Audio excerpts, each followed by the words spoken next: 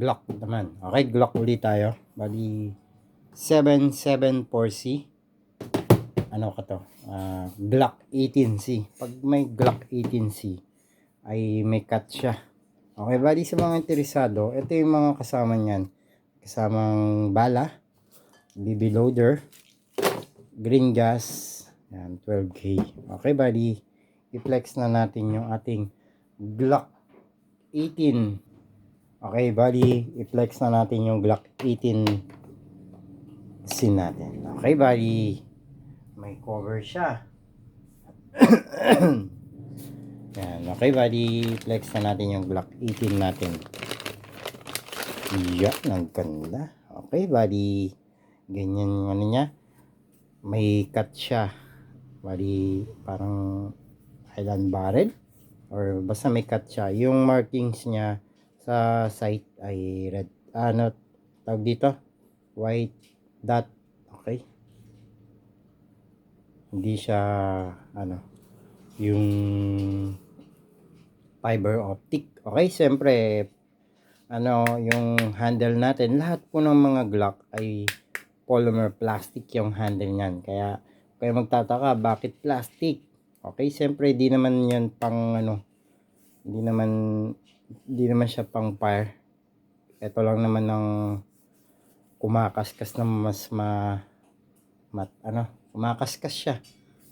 Okay, bali, yung slide nito ay metal Tapos, ito meron siyang button. Semi-auto, tsaka full auto. Yan, wala pang hagod dyan Yan. Yung loob niyan ay metal talaga. Yung nozzle niya lang ang plastic. Okay, bali, semi-auto at full auto. Yung ano nito, yung magazine nito ay nasa 24 pieces. Pwede kayo mag plus 1. Okay, bali ang lakas nito ay nasa, check ko lang, nasa 280 to 300 fps. Yan, ganda niyan. Gano'n ba kabigat tong Glock 18? Medyo may kabigatan din siya kahit sabihin yung polymer plastic. Medyo hard plastic to. Okay, medyo matigas. Yan, okay, kikiluhin na natin. Yan, bali, ito yung bigat ng ating Glock 18C natin. 753 grams yung bigat niyan. Okay, sa mga interesado, yan, message nyo lang ako, Glock 18C. Yan, nakakat yung ano niya, yung slide niya.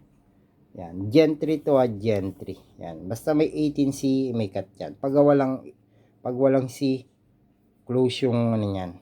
Okay, sa mga interesado PM lang kayo. Wala tayong COD ng mga gas type natin. Okay, di na tayo magbabanggit ng mga price para tumagal-tagal naman yung mga video natin.